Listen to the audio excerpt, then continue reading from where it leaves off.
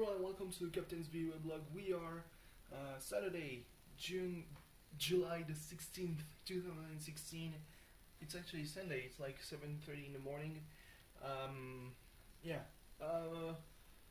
turns out that when I filmed yesterday's videoblog, I was saying, yeah, there's a coup in Turkey. Well, at that point, it had actually failed.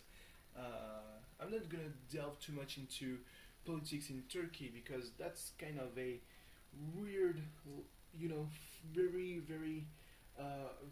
narrow line to tread between saying something that's okay and saying that something that President Erdogan could take umbrage to and tell your country to deport you to Turkey to make you serve some time in jail. So yeah, we're not gonna take too much time saying stuff like that. Besides the fact that he said on FaceTime, yeah, go out in the streets and just fuck them up, fam. And it's strange because he banned Twitter some time ago. So yeah, woohoo, hypocrisy. Sorry. Anyway, what can I say? I mean, I didn't watch SmackDown because I heard. I wouldn't say horribly because it would be easy to go that way and saying, oh, I was feeling so not well actually, but I was actually pretty fine by the standards of that one time where I decided to puke on the floor at my apartment in Montpellier because, well, first off I didn't throw up, so that's already something. And second, if I had spent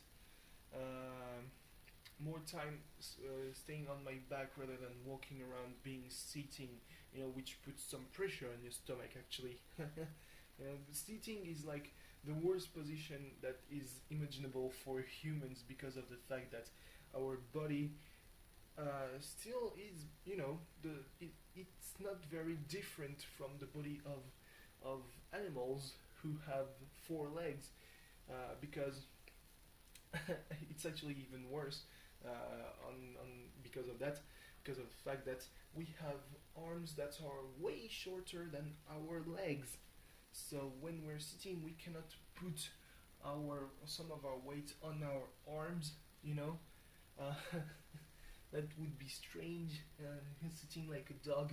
So yeah, we're putting all of our weight right on our hips, the whole pelvic region, and it's not good because, well, I mean, the weight of the upper body is way superior to the weight of the lower body because the lower body is pretty much only your legs and your feet, so it's not the bulk of your weight that's there. So yeah, when you're sitting, you're putting pressure on lots of parts of your body that shouldn't be holding all that. Your ankles, despite the fact that they are pretty narrow compared to other articulations, are way more solid and way more, ready to hold all your weight. And the fact that you have two legs, so that shares the weight between both of the ankles, helps. So yeah, you shouldn't be too heavy, and that's also one of my problems. So yeah, if I had spent more time laying on my back rather than sitting and walking around doing shit, despite the fact that it's shit that I was asked to do by my parents because of their wedding, and oh god, it's coming so fast. It's like less than a month away. Jesus Christ, I'm not ready. So yeah. I didn't watch SmackDown because I was feeling well. I wasn't feeling well, but I still watched the Tour de France, which it's pretty strange. Why do you watch that if you can watch? I mean, why don't you watch that if you can watch that? Well, I mean, Tour de France is pretty effortless because you don't even have to listen to the commentary to know what's going on.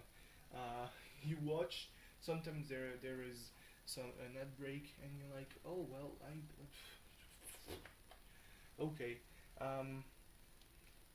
But the thing is that Tour de France is pretty interesting when it's not in the mountain. It's only interesting in like the last 5 kilometers, maybe 20 kilometers before, when you have a breakaway group and they are struggling not to get caught by the peloton.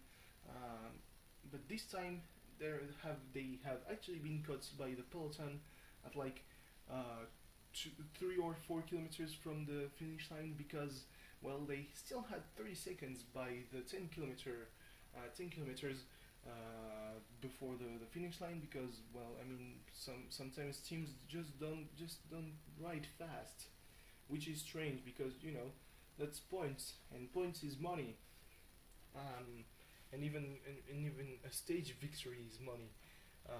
Cavendish won the stage. It's like his 29th or his 30th stage win, so like he's not far away from Eddie Merckx. Uh,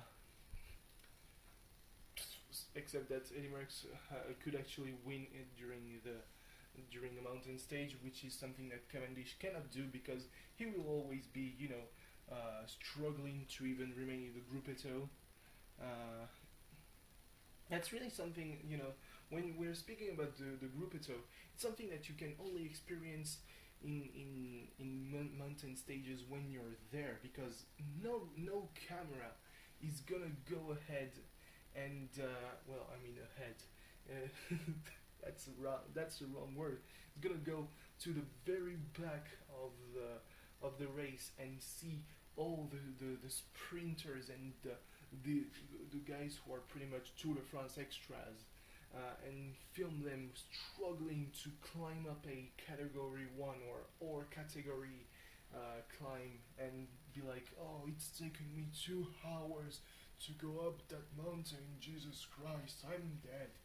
Oh, we're gonna get to the finish line before the delay is over. Oh.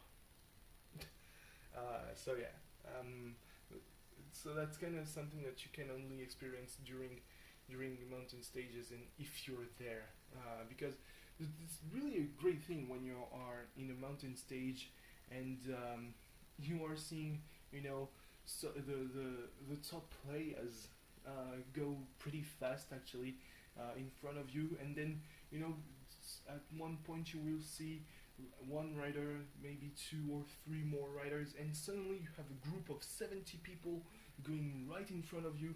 It's been half an hour, you're looking at your watch and you're like, well, maybe we'll be able to go home now. But you gotta remember that no, actually, because when they are arriving at the top of a climb, if the finish line is up there, well, they have to go back down a little, just to recuperate a little. So yeah, today in today's stage, the teams with the sprinters decided to accelerate like 5 kilometers away from the finish line, helped a bit by Team Sky. Team Sky's a philosophy of, yeah, if you don't have in your team at least seven men able to run for the top 10, why even bother? That kind of philosophy is something that's not good. Like they were saying, yeah, in the 5 years that are coming, we want to have a British rider win the Tour de France. They did, and they did twice in the 5 years. Why do they? Maybe even 3 times. Why do they even bother staying in the Tour de France? Maybe because actually the profit they're turning is way more than the investment that they decided to take. I don't know, but yeah, it's something that's really not good, because sometimes like in the stage of Thursday, yeah, you had one rider from Team Sky who fell, and suddenly the Sky decided to wait, and no other team decided to attack them. And there's guys like TJ Van Garderen who are saying, yeah, it's just a gentleman thing to do, not to attack the leader. Shut up! If you want to win, you gotta take chances. If you want to beat a man, you gotta beat the man. Woo! That's Ric Flair. Yeah. I mean, TJ Van Garderen is never going to win the Tour de France anyway. He could have won if he hadn't had such a beta view of the sport. So yeah. Um. Anyway, I wonder how Silverlink is gonna handle the new Prisma Ilia series, because there's going to be, it's going to be complicated to go. I don't know how many episodes they will be doing this time around, but all the time, since they have shown stuff that doesn't happen before, like chapter maybe 20 of the manga. Uh, it's going to be complicated to cram a lot of fan service in the new series.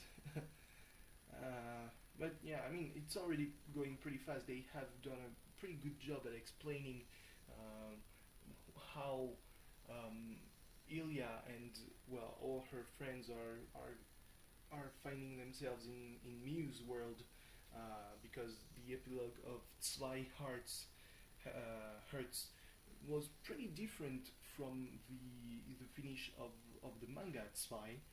Um, so yeah, there was maybe more things to explain, and well, I mean, I'm pretty glad that they spent an episode explaining that, and also establishing the fact that Ilya is in an alternate universe.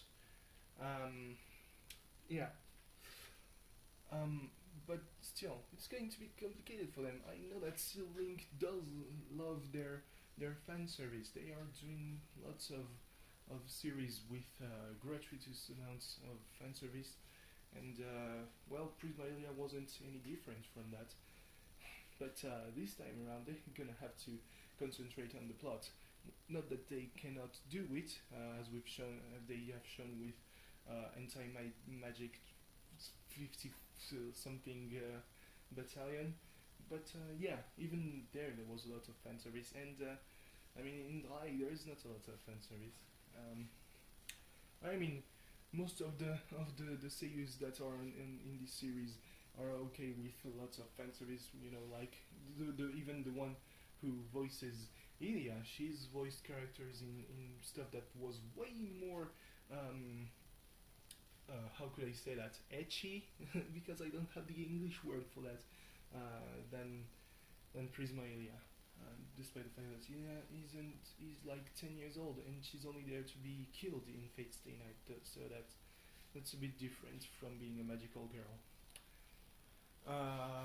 Anyway, yeah, I guess this is all I have to say. Thanks for watching. See you tomorrow. Bye bye.